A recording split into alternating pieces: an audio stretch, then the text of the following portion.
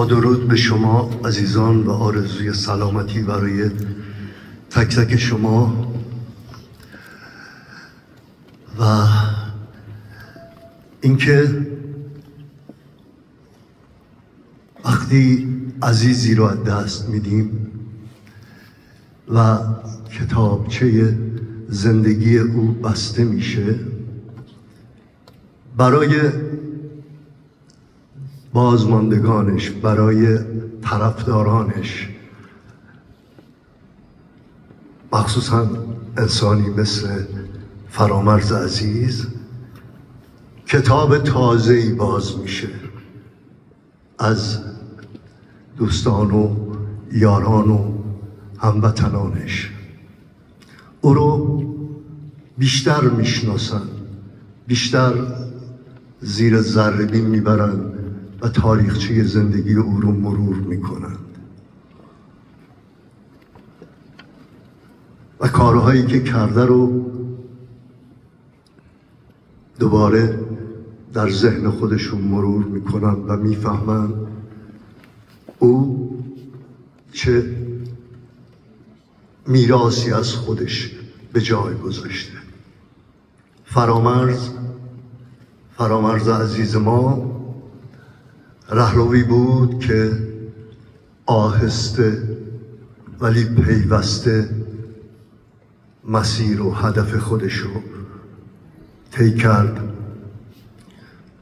و به قولی که میگن تنها صداست که میماند، از او یادگارهایی به جا مانده که هر کدومو باید دوباره شنید و دوباره شناخت که شخصیت انسان والایی مثل فرامرز در ترانه‌هاش، در موسیقیش،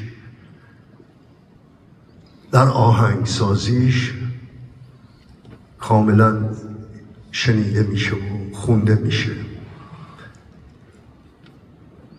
من فکر میکنم فرامرز اصلانی تا آنجایی که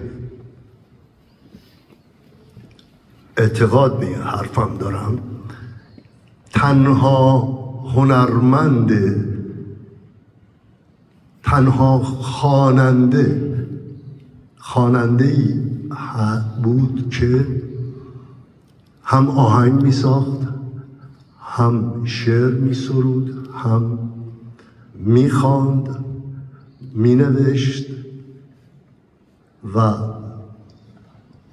خلاق بود. هنرمند کسی است که خلق میکنه، خواننده کسی است که میخونه.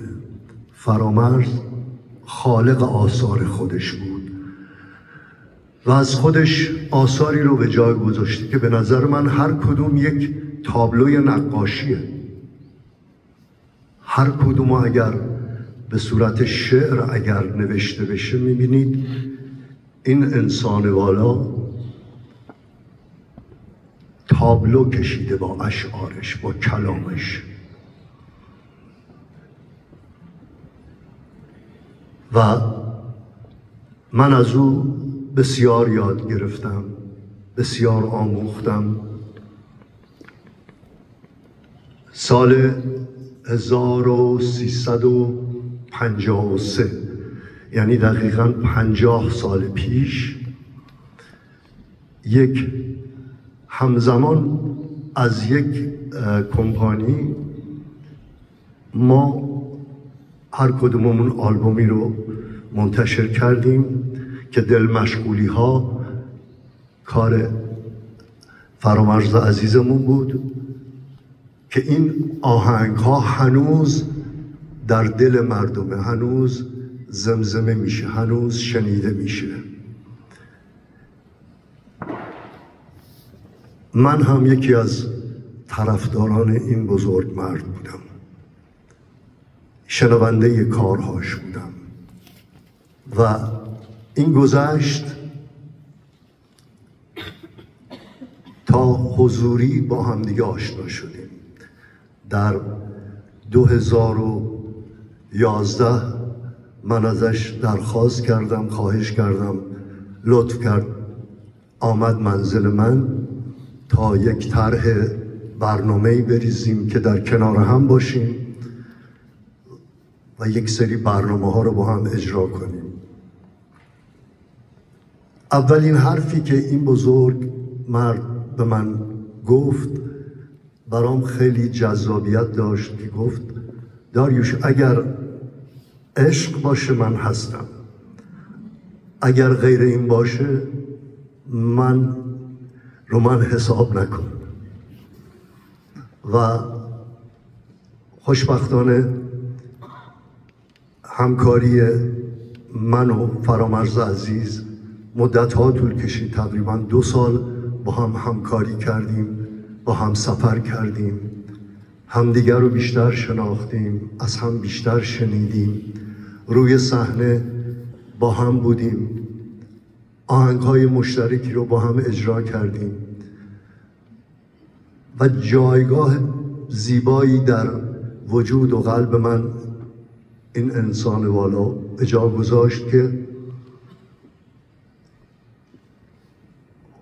هنرمند باید اول انسان باشه. هنرمندی که انسان نباشه هنرمند نیست. او به من این درس رو داد و روح بزرگش در آرامش باشه و بهترین ها رو برای بازماندگانش از خداوند بزرگ خواهانم و برای مرجان عزیزم صبوری و آرامش میخوام. و فرامرز در تاریخ موسیقی ما جایگاه ویژه‌ای داره و مطمئنم هرچی بگذره او عظمت و بزرگیش بیشتر دیده و شنیده خواهد شد.